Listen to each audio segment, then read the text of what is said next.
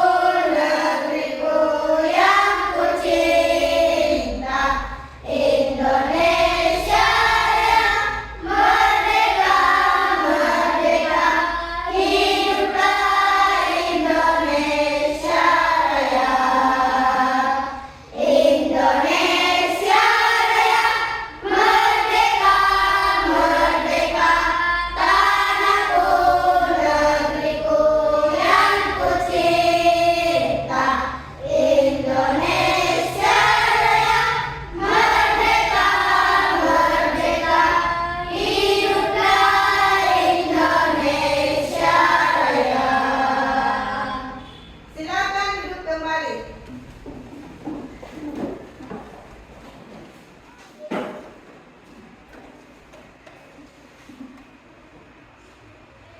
Ibu akan bertanya tentang materi sebelumnya. Siapa yang masih ingat?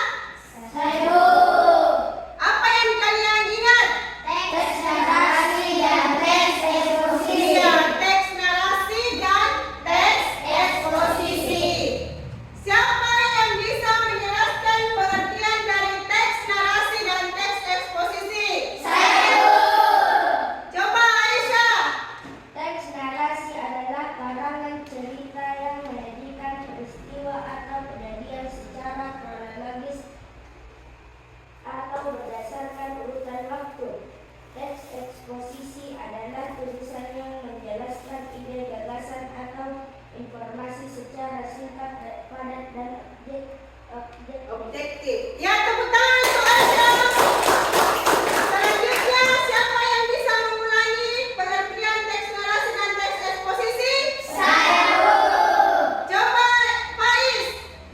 Teks narasi adalah karangan cerita yang menyajikan peristiwa atau kejadian secara kronologi atau berdasarkan urutan waktu.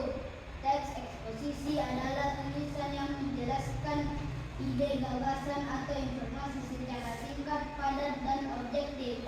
Iya, tepuk tangan untuk Faiz.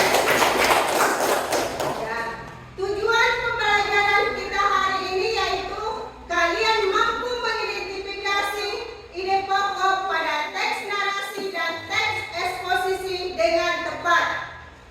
Masih semangat untuk belajar? Masih. Iya, kita akan melakukan SBK dulu. Tepuk satu. Tepuk dua. Tepuk tiga. Tepuk empat. Tepuk lima. Ya, tepuk tangan untuk kita semua. Ya, silakan duduk. Baiklah, Ibu akan menampilkan video. Kalian perhatikan dan simak baik-baik. Apa yang sedang mereka bicarakan? Filmnya tentang apa sih? Bacaan itu tentang apa? Kalimat tersebut menanyakan sebuah topik yang berarti ide pokok atau gagasan pokok. Nah, anak-anak, di video kali ini kita akan mempelajari ide pokok.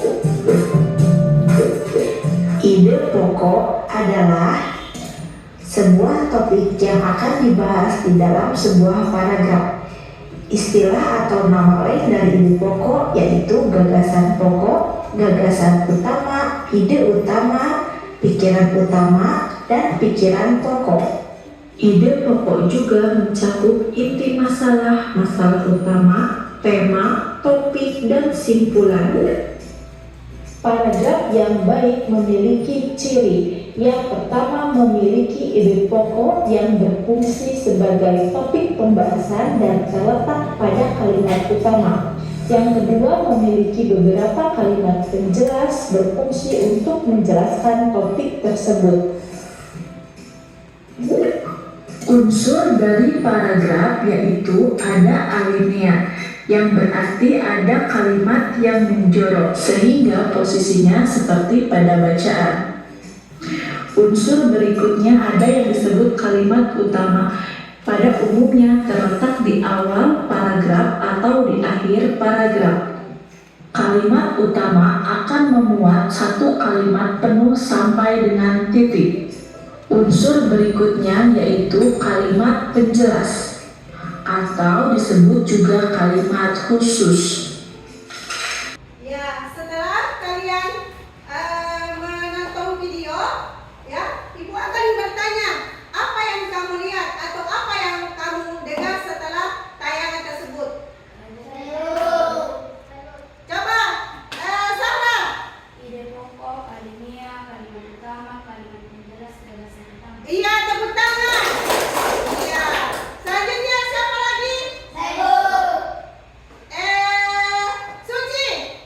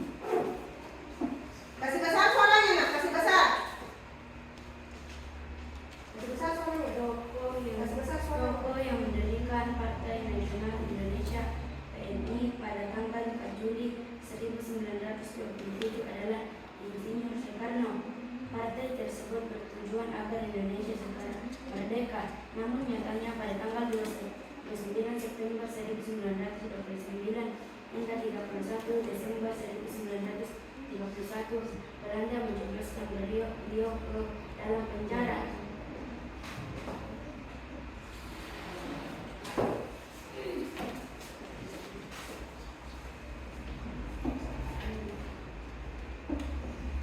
Setelah Soekarno dibebaskan, beliau bergabung dengan Partindo, namun ditangkap kembali lalu dibuang ke Enda Flores pada tahun 1933. Kemudian beliau dipindahkan lagi ke Bengkulu setelah melewati perjuangan dengan panjang. Akhirnya Soekarno dan Bung Hatta mengaklamasikan kemerdekaan Republik Indonesia pada tanggal 10